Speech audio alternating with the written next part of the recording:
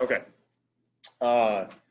So we've got one more type of hypothesis testing examples to go over. We'll do that today. We'll see how we can do those by hand, and then we'll also do it in Excel. I think we'll probably have time to kind of get through both of them. So let's go first. We ended last class thinking about how we do hypothesis testing for proportions. We kind of said, we then did some work in Excel, and I said there was this one example in Excel that we were going to do today. So first we'll walk through how we do this by hand, then we'll jump into Excel. So what happens if we have a sample mean example where we don't know the population variance, right? So, or the population standard deviation, right? We don't know it. Well, the steps are going to be the same. We're going to first figure out what the null and alternative hypothesis are, figure out what levels of alpha we want to test at. Now, if we're doing the critical value approach, we need to find our critical values by using the type of test in alpha. But we'll also have this additional thing called the degrees of freedom. Remember, we did confidence intervals for sample means where we didn't have a population variance. All we had was a sample variance. We had to use those student t-distributions. Remember, in every single degrees of freedom was like a different student t-distribution. So that's what we're going to have to do now. And our critical values won't be coming from a standard normal distribution. They'll now be coming from a student t-distribution. So we can kind of think about, instead of z values, we're now going to be dealing with t values that come from that student t-distribution. We'll then calculate our test statistic. Instead of calling it a z statistic now, z statistic was kind of referring to it comes from that standard normal table, or the z values. Now we'll call it a t statistic, indicating it comes from a student t-distribution. Right?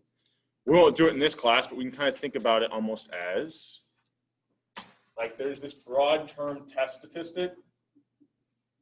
We then, if we're using the standard normal distribution, we were calling it a z statistic. Today, looking at the student t-distribution, we'll call it a t statistic. And we won't use this in this class, but there are certain hypothesis testing we could do if you were to kind of take another statistics course where you use an F distribution. So we call that an F stat, right? So this is really just indicating what distribution we're using, but they're all like a test statistic. It's just depending on the type of hypothesis test we're doing, right? If we're doing a proportion, we're going to have z statistics, right? If we're doing a sample mean where we know the population variance, we have a z statistic. We're still using that standard normal distribution. Those are the examples we did last class and last week. Today, if we have a sample mean where all we have is the sample variance, well, now we're going to have to use that student t-distribution, so we'll start calling our test statistic a t statistic, right? That's all that terminology means. So that test statistic equation is going to look exactly like what we had before.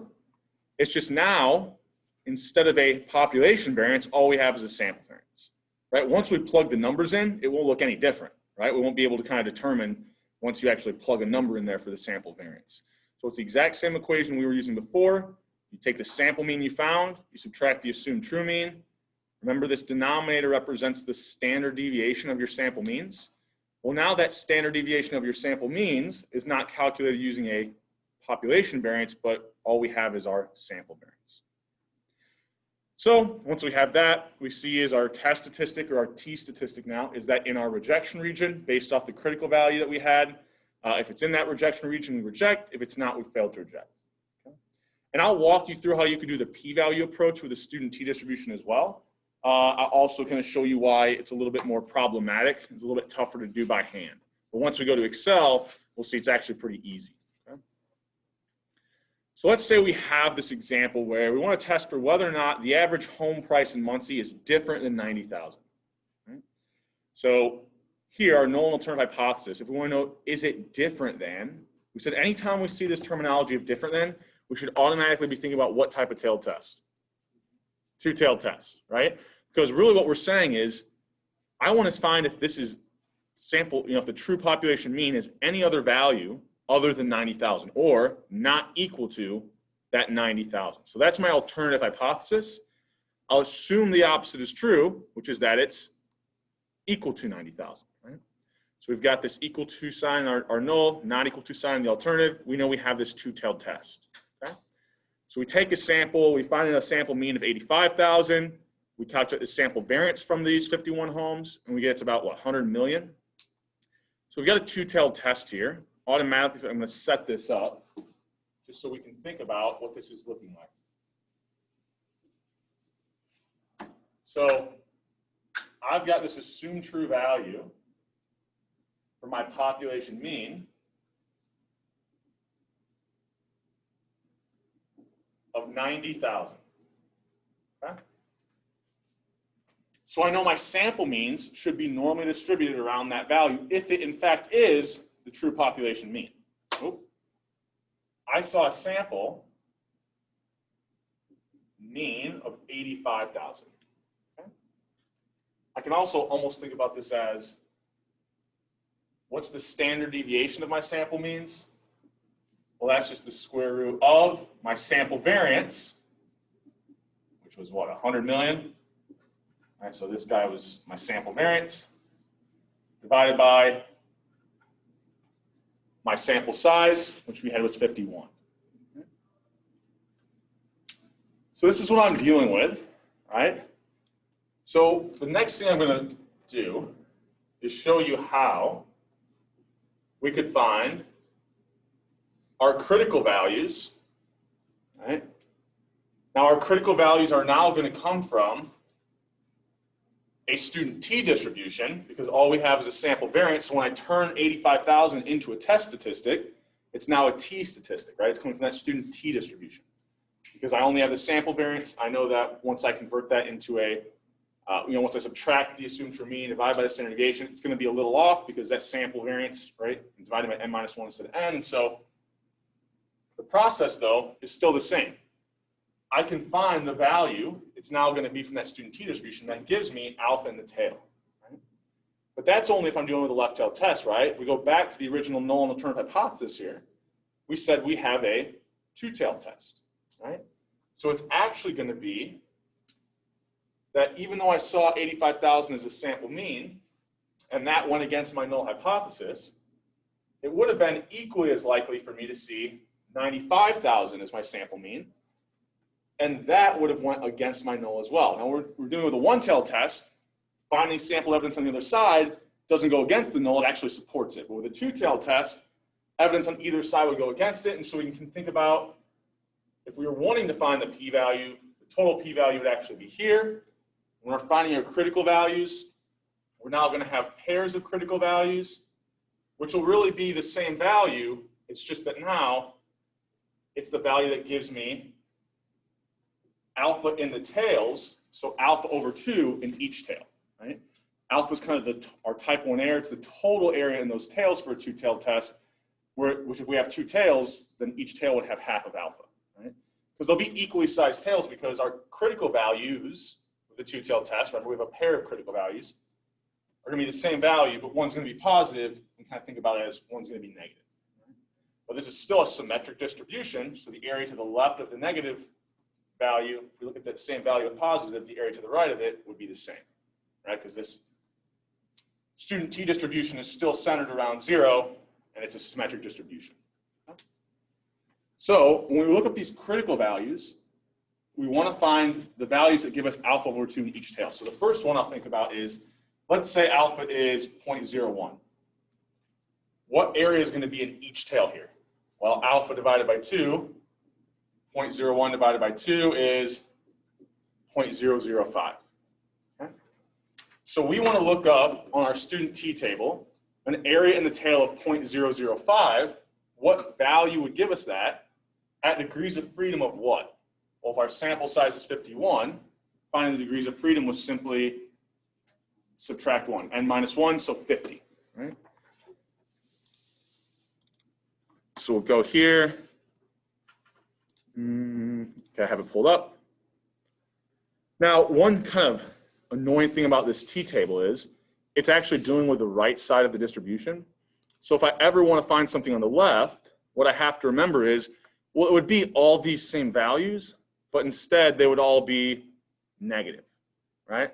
Because that distribution is centered at 0. So if I want 0.005 in this lower left tail, right?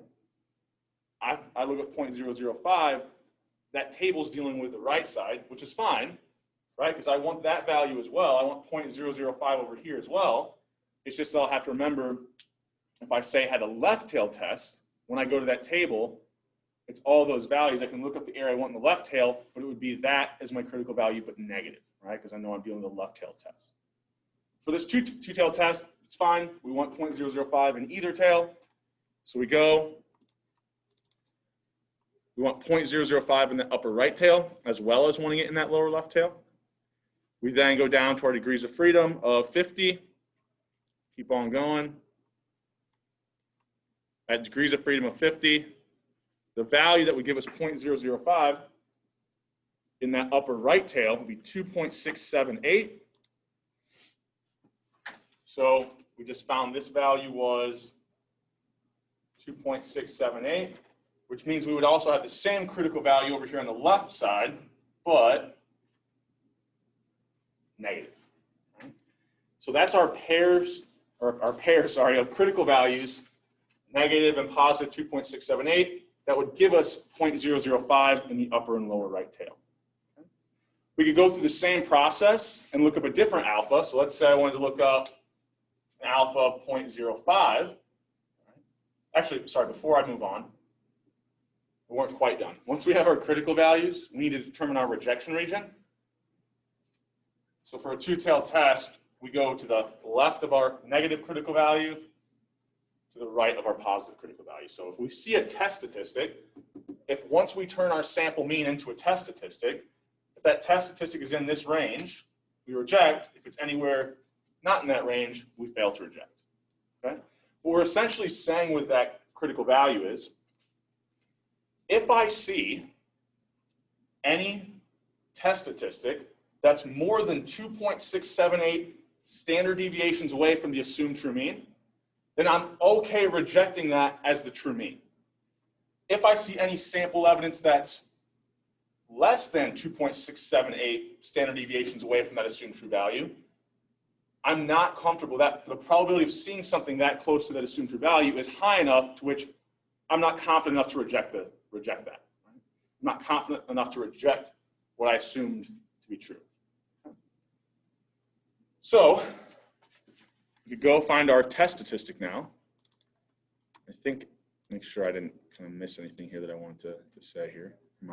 So we can do this at every single level. The one I just looked up, if we round to the second decimal, it rounds to what? 2.68, positive and negative. We could look up the other two alpha values as well, 0.05 and 0.1. If I wanted 0.05 and 0.1 in my tail instead, so change alpha to 0.05. Once I divide alpha by 2, that's now 0.025. I look up 0.025. My degrees of freedom is still 50. I could get kind of my other critical values as well at different confidence levels or different significance levels. So if I wanted to do that, if I take the alphas of 0.1, 0.05, and 0.01, and I divide them all by 2, because it's a two-tailed test, the area I want in the tail is 0.05, 0.025, and 0.005. So we'll be looking at these three kind of areas in the tail. We'll go down to degrees of freedom of 50. So 1.676, 2.009, and 2.678.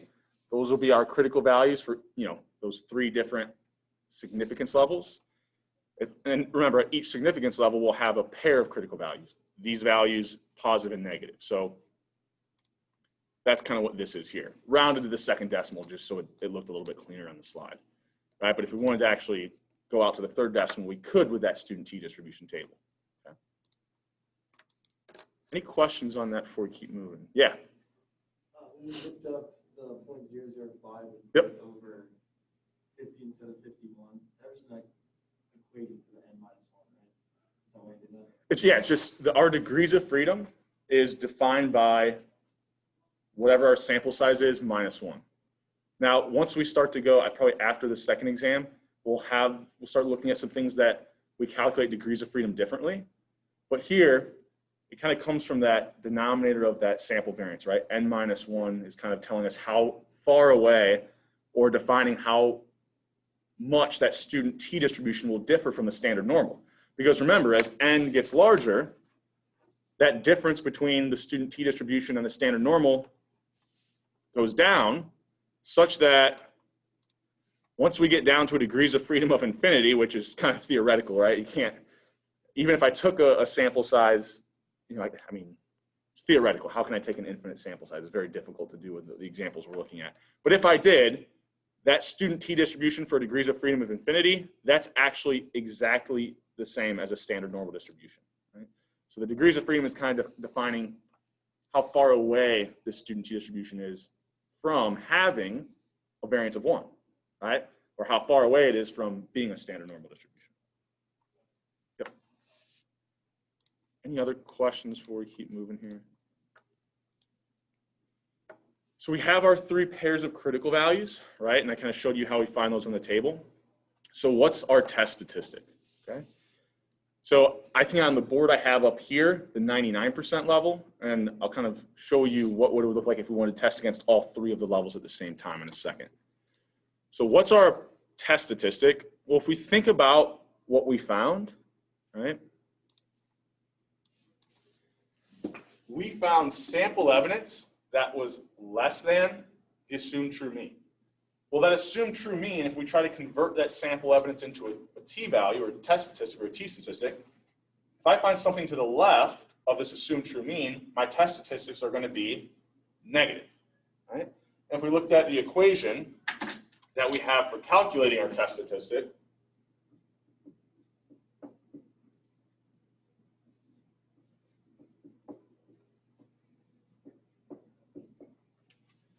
remember, that denominator just represents a standard deviation.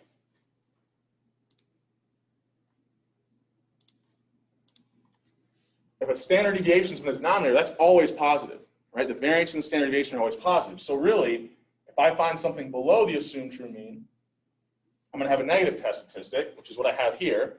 And if I found something above, right, I would have a positive test statistic. So we know our test statistic is going to be negative. At this point, just plugging our values in. We have that sample variance and that sample size, so we plug those values in. Or since we'd already calculated that over here, we really could just plug whatever this value ends up being into the denominator. There's 2 different ways to do it. We can do an intermediate step or just do it all at once by kind of plugging that equation into the denominator. We have our assumed true mean of 90,000, our sample mean of 85,000. So it's just a matter of plugging our values in. If we do that, what was the exact value? Negative 3.57, right? So I found sample evidence that was about 3.5 standard deviations away from that assumed true value. I don't know how comfortable we are yet with kind of thinking about these z values and t values, but this is pretty far away, right? If we go to that standard normal table, remember, once we get down to values of, I don't know, -3s, the area to the left is essentially 0, right? So this is pretty far away. So the likelihood we saw something that far away is pretty small, right? Likelihood is pretty low, okay? Now, we're not dealing with a standard normal, but notice if we think about this student t, now here everything's positive. I could actually just replicate this. And if I wanted to think about the lower left tail, it would be the exact same table, but everything would be negative, right, in the middle. So if I think about seeing something 3 standard deviations away, you'll notice the likelihood that I see something, here, 3.2 standard deviations away or more is 0.005. So that area starts to get pretty small as well. And these are for really low degrees of freedom. We had 50? So once we get to these degrees of freedoms over 30, notice we're never going to be seeing test statistics like that are as high as 3.5, right? Because really what that's saying is, look, the area to the right of 2.7 is 0.005, which means the area to the right of 3.5 is going to be even closer to 0, right? Even smaller than 0.005. Okay? So we can think about what we found is a pretty extreme test statistic. Okay? Now I'll show you how we do this critical value approach. Let's say we just wanted to do if alpha is equal to 0.1, right? We have our 2 critical values we had found. All we do at this point is plot our test statistic. So -3.57 is our test statistic. It's clearly in our rejection region.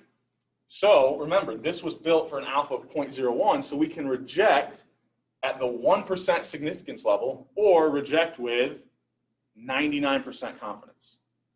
Now, if I can reject something with 99% confidence, could I tell you that I reject it with 90%? I mean, there's just intuition. Yeah, if I can say something with 99% confidence, I can definitely say it with 90. So we don't have to go ahead and check the other ones.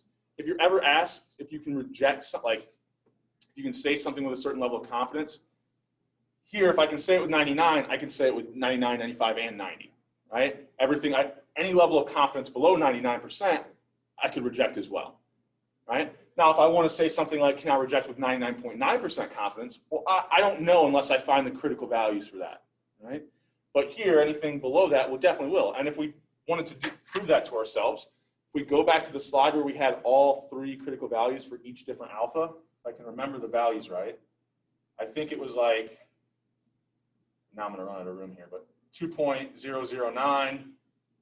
So clearly, I'm in that rejection region. The other one was, I think, negative 1.68 approximately. Clearly, I'm in that rejection region, that test statistic as well. Right? And I didn't draw the critical values, but right, since it was a two-tailed test, we would have those critical values with positive on the other side as well. Any questions on that? Okay. Make sure nothing's coming up in the chat here. So, this is kind of a weird one. Remember, I drew up here, I said, look, the probability I saw something this far away from the assumed true mean that went against that null hypothesis or anything further away. But remember, we also had values on the other side as well. So this total area I shaded in represented my total p-value, which means on each side, I would have kind of half my p-value. Right? So before, when we were using the standard normal distribution, once we turn this into a test statistic, we found the area to the left of that test statistic, but for a two-tailed test, we would then have to multiply it by 2, because we have kind of 2 tails there, right? Or think about it, if I look this area up and I multiply by 2, this cancels and I have my total p-value. Right? So if I look up negative 3.57 in my student t table, I can find what half of my p-value is and then just multiply by 2 since it's a two-tailed test. So if I go to that table, I run into a problem. I go down to my degrees of freedom of 50. First of all, like I said, we have negative values, so I can't, this table is always going to have positive, but I can think about the left side is really the same thing, just all these values are negative. But do you see 3.57 here? It's nowhere up there, right? Well, let's think about why. The area to the right of 2.678, or think about as the area to the left of negative 2.678, is 0.005. So let me redraw this here.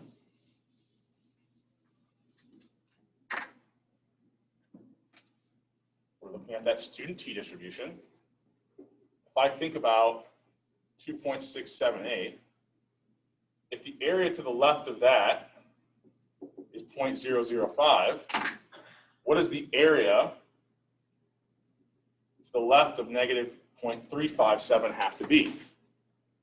Smaller, right? So all I can say here is that, remember, half of my p-value is less than 0.005. Right? So if all I can do a lot of the times when we're using the student t distribution, if we have to do this by hand, all we can do is put bounds on the p-value. Right? So when it comes to like an exam, I won't expect you to do that. If I ever ask you to find a p-value for the student t distribution by hand, it'll be one of these exact values. Now in the homeworks, there's a couple questions where you have to bound the p-value. So for instance, if I had found a test statistic that was in between, say 1.67 and 2. So let's say I found 1.8. Well, there I would know that the area kind of to the right of that would be in between 0.05 and 0.025. So all I can do is kind of put a bounds on that p-value. But if I'm asking you like on an exam, I would give you some numbers that work out to a test statistic of exactly 2.009, right? So then you would know the area to the right of it will be exactly 0.025. But I'll walk through an example here where we can only bound it. Well, if half my p-value is less than 0.005, or think about it here as this area is less than 0.005, which would mean this area is also less than 0.005. So what can I say my total p-value is less than? Each of these areas is less than 0.005. Total area has to be less than, yeah, 0.01. Because think about it. What's like the first value that would fit this criteria? 0.004999 repeated. Well, if I have 0.004999 in each side, and I added those up, I'd still just barely be below 0.01, right?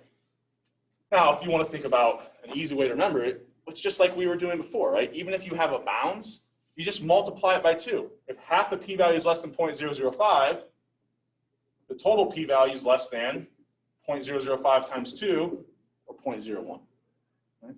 So it's really the same steps, right? You still multiply that area by 2, even if you can only put a bound on it. Okay?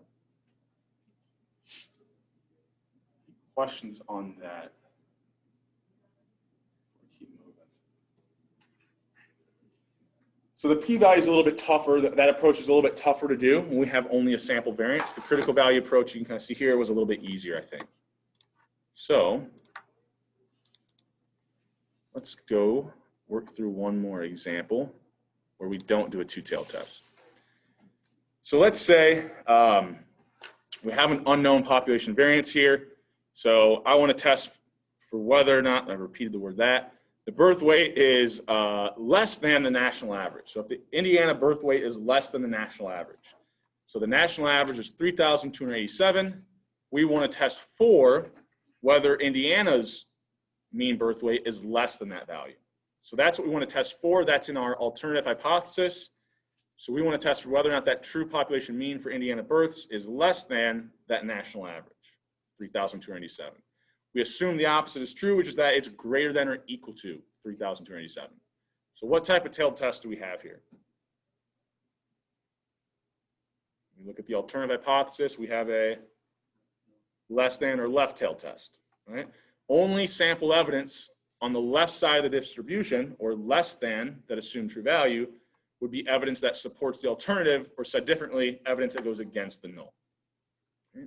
So we take that sample of 400, we find a sample mean and a sample variance. Right? So what we've got here, so 3132, let's see if I can remember these values. So we're dealing with a left-tailed test.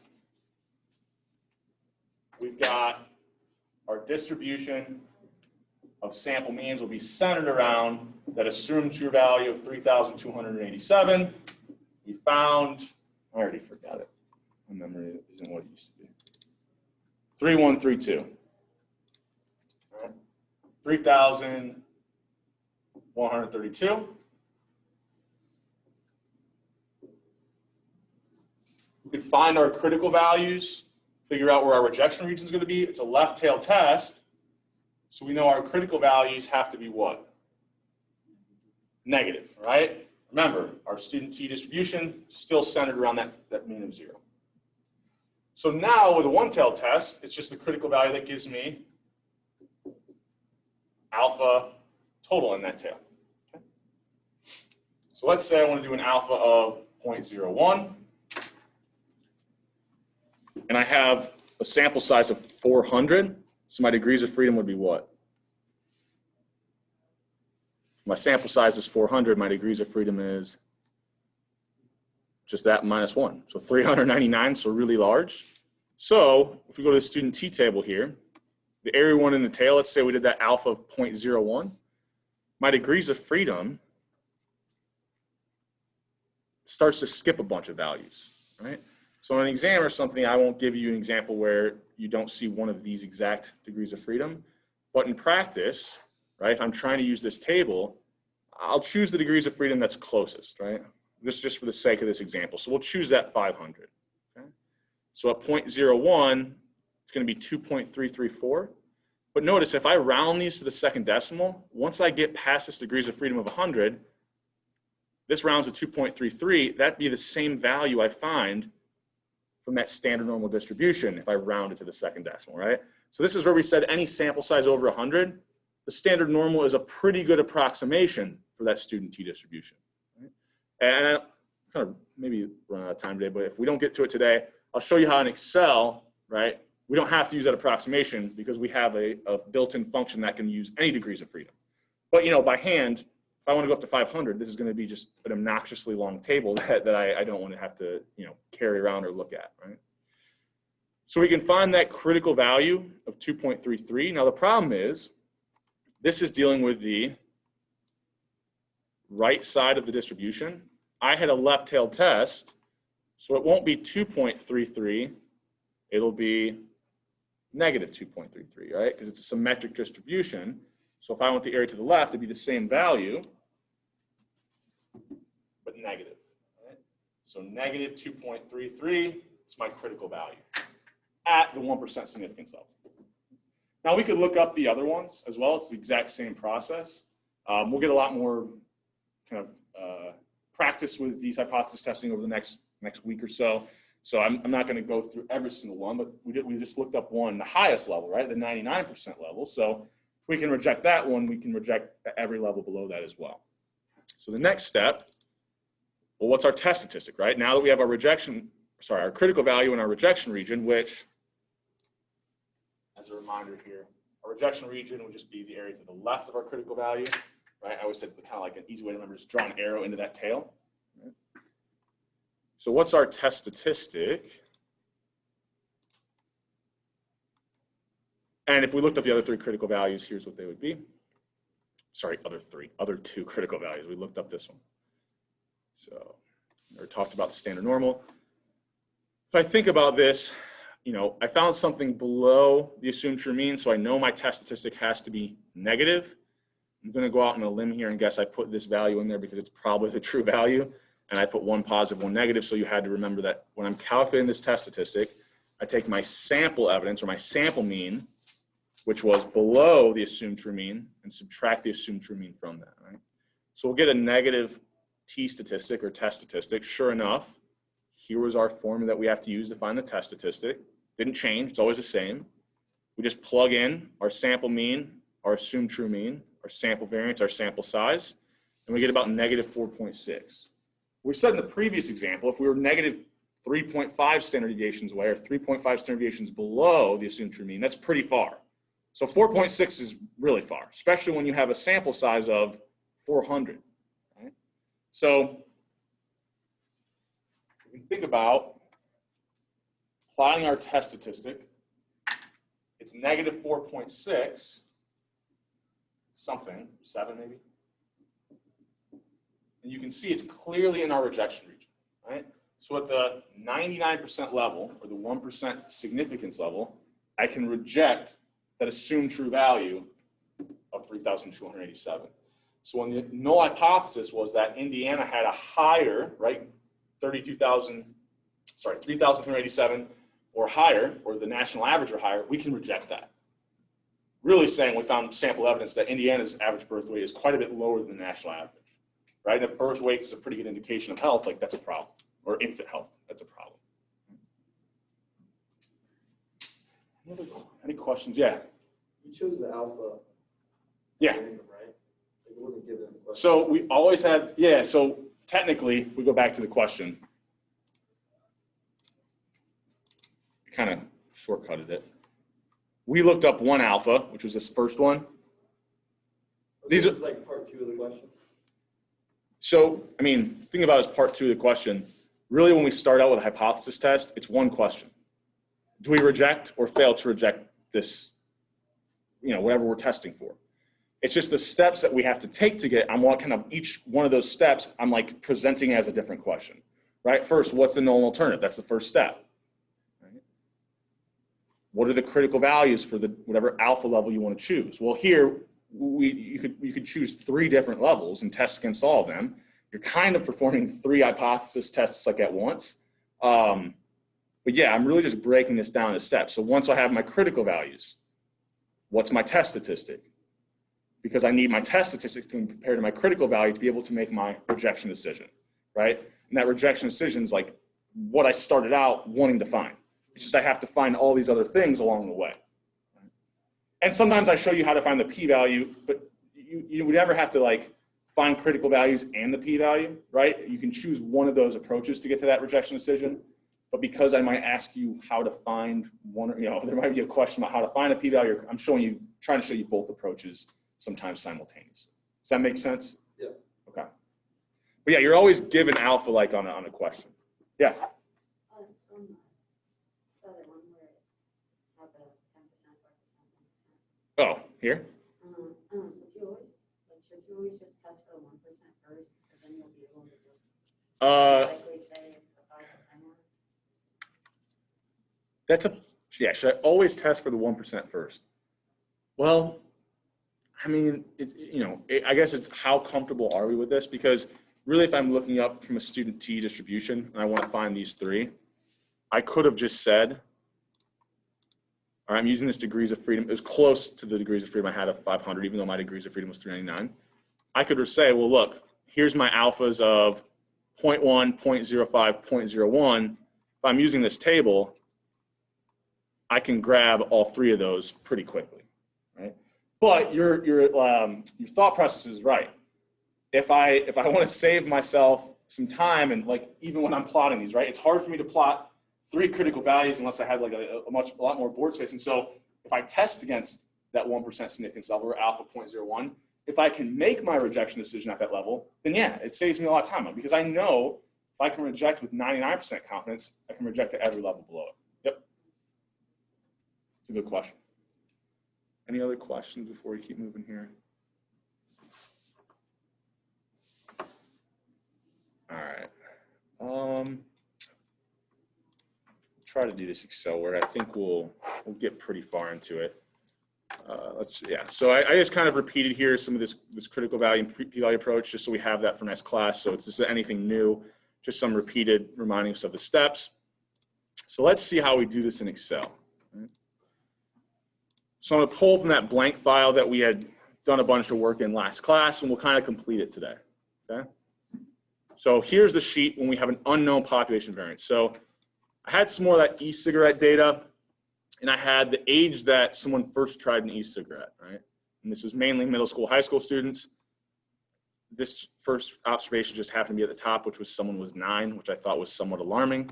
But we could find what the average age was, right? So I'll find my sample mean for the age first tried, and let me zoom in on this so you guys can actually see it. It's going to be very similar to what we did last class in Excel with a couple tweaks, right? So let's say we want to test for whether or not the true population mean age that someone first tried an e-cigarette is different than 15. We're not doing less than or greater than here. We're just going to say, is it different than 15? Right? So we find our sample mean. We aren't given a population variance, so the next best thing I can do is find the sample variance. All right, so var.s, select the entire column of data. I get my sample variance. Now here, I put in a fake sample size just so that we can kind of see something that's kind of interesting. And then once we get to the end, we'll change it so that we're actually using what the real sample size of this data set was. It was just that it was very large. So once we start to get really large sample sizes, we can reject pretty much any value that's not really, really close to our sample mean. So here, I kind of start out that it's 30. So we're going to do a two-tailed test. Is it different than 15? And we're going to use an alpha of 0.01. So we're going to do this at the 99% confidence level. All right. So our test statistic equation, right, if we went back to our slides, we're basically, at this point, we're just going to use Excel as kind of a calculator, right? And we have each one of these values in a cell in Excel. So we're just going to select on those and kind of put that formula into Excel. So equals, our numerator is take our sample mean, subtract our hypothesized true mean, right? We then divide by the square root of, not our population variance, but all we have here is a sample variance divided by our sample size, right? So I'm just kind of typing that formula into Excel so that it'll do the math for me, right? So I got through grading the last Excel, even said in the last one, you have to do your work in Excel to get full credit. Steps like this, like I still want to see you do in Excel, right? So you have that test statistic in Excel, right? So not that you're going to have another Excel assignment before this next exam, but after the second exam even, we'll still do some hypothesis test stuff. So we get this test statistic, right? If I wanted to find my p-value, if we went back to the other examples we did, where we had a sample mean and a known population variance, to find our p-value, we use that norm.s.dist function. So here, I'm not dealing with a normal distribution, I'm dealing with a student t distribution, so I use t.dist, not norm.s.dist. Well, what am I looking for with the p-value? The probability I see this test statistic or something to the, more extreme, or if we think about when we're finding a negative test statistic, and I'll go back to Excel in just a second here. So we have a two-tailed test. I found this test statistic, I think it was like -2.2. My p-value is the area to the left of that, or the probability of seeing that test statistic or anything more extreme. But for a two-tailed test, I have an area over here too, so I can find this in Excel using t.inv, put my test statistic in there, then I'll have to multiply it by 2. So I use that t.in, or sorry, I said t.inv. That's to find our critical values. Sorry, t.dist, right? And that's the one I had in there. So t.dist, right? We'll tell it our test statistic, right? We want the area to the left of it. But we also have to tell it, so comma, our degrees of freedom, which is just our sample size minus 1.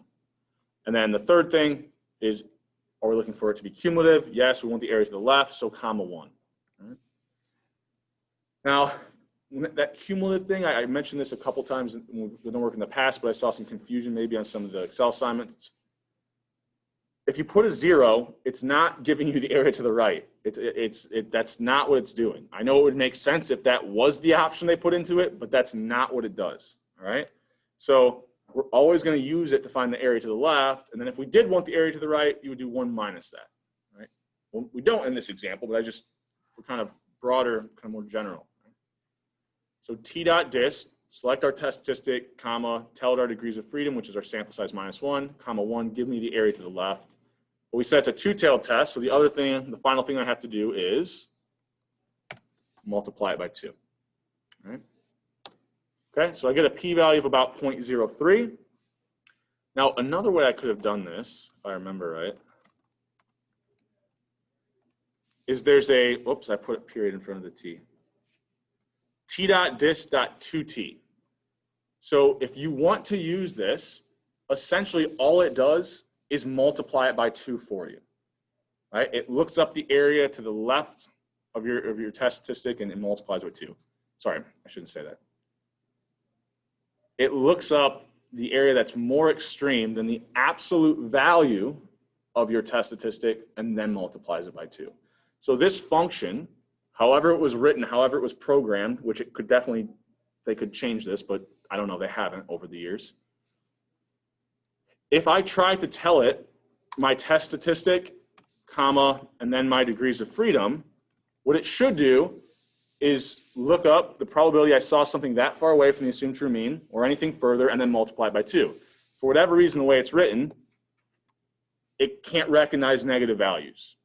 So this, just like the tables we have for the student t-tables, always looks at the right side of the distribution. And so if you have a negative test statistic, the only way that you can use that .2t function is if you put in a positive test statistic, so you would have to take the absolute value of it, which is ultimately fine because, remember, with a two-tailed test, we could have found either tail and multiplied it by 2. Like I said, that's just the way they have the function programmed in Excel, and I don't know why it can't recognize a negative test statistic. It would be very easy to put in a few if statements, I feel like, but that's the way it is, okay? So if we do that, we get the exact same values if we did it the other way, okay? So either way is fine. Either approach will give us the right answer, okay? So here, how would I find, how could I make that rejection decision? We introduced this if statement last class and said, if my p-value is less than my alpha, comma, put the word reject. If that's false, comma, put the word fail to reject. right? That was kind of the same sort of thing we did last class. Nothing really new there. Here, 0.03 is not less than 0.01, so sure enough, we fail to reject at the 99% confidence level, or at the 1% significance level. Now, what if I wanted to use the critical value approach, right? So instead of t dot dist, where we know the t value, want to find the area to the left of it, t dot inv, we tell it, okay, I want this area in my left tail. Tell me the t value that would give me that area in the left tail, which is essentially what we want with a critical value, right? It's the value, the t value, that gives us here an alpha of 0.01 in the tail. Now, if I have a two-tailed test, it's not just 0.01 in the tail, right? I have two tails, so I want the critical value that gives me alpha over 2 in each tail, right? Because it's alpha total in the tails, but I have two tails. So here, I want to find the t value that gives me alpha over 2 in that lower left tail, comma, it's a student t distribution, so I also have to tell it my degrees of freedom, right? Or my sample size minus 1. So very similar to what we did last class in Excel, but instead of using that norm.s.inv here, we have to use that t.inv, and because it's a two-tailed test, we have to tell it alpha over 2. Okay? So here gives me my critical value. We said to kind of identify that we have two critical values, I could just take the absolute value of that right next to it and say, here's my two critical values for this two-tailed test, right? I could write an if statement, you know, comparing my critical value to my test statistic if I wanted to here. I said last class, one way you can always ensure you do this correctly is say, okay, if the absolute value of my test statistic, I'll move this here, is greater than the absolute value of my critical value, then I will reject. Otherwise, I fail to reject. Right? And by taking that absolute value, it doesn't matter if we're doing a left, right, two-tailed test, that rejection decision will always kind of hold. Now, when you're doing this by hand and you draw it out, it's a lot easier to see if the test statistic is in your rejection region, regardless of if you have a left-tailed, right-tailed, or two-tailed test. But if we're trying to get this kind of use this if statement and kind of make it kind of, I don't know, be a little bit fancier with it and put words in Excel for us, this is what we want to make sure we're always checking, right? If the absolute value of our test statistic is greater than the absolute value of our critical value, then we reject, okay? Sure enough, we get the same rejection decision here. I could then start to look at different levels. I can reject at the 5% significance level. You know, I can change this to whatever I want, right? Any questions? You want to see any one of those cells again? Okay with this? Okay. Now, if instead of having this sample size of 30, notice at the 99% significance level, I can't reject that the mean age that someone first uses an e-cigarette is different than 15. I fail to reject that, right? But I don't have a sample size of 30. I have a much larger sample size. So what happens if we use the actual sample size here? Well, I definitely can reject, right? Even though 14.2 isn't very far away from that assumed true value of 15, if I can get a really large sample size, it's 32 standard deviations away, right? So, I mean, I can start to get really, it gets really wild, right? I can actually, with my sample mean of 14.2, actually reject 14.3 as the assumed true mean. But I can really pinpoint down what values I couldn't reject. Similar to what we're doing with confidence intervals, right? So hypothesis testing, confidence intervals, you know, I try to give you a little more interpretation with confidence intervals, how you can make kind of rejection decisions. It's a very similar thing, especially when we're looking at like a two-tailed test. Okay. Any questions over any of this? Do you want to see something again before we kind of end stuff today? All right, so Friday, I'm going to go through a little bit more background, maybe give you a little bit better understanding of what's going on with hypothesis testing. We'll revisit the idea of those type 2 errors. I'll show you something. I have another file in Excel, which I think will be helpful in understanding type 1 errors, type 2 errors. And then I've got some additional problems here that we can kind of work through with some different values. We can choose one. I might do an example where I know I'll do an example where we probably just do some Google searching of recent polls and think about hypothesis testing with some polling data that's out there about the upcoming election. And whatever of that we don't do Friday, we'll just continue to do it next week. Okay? All right. I'll see you guys on Friday.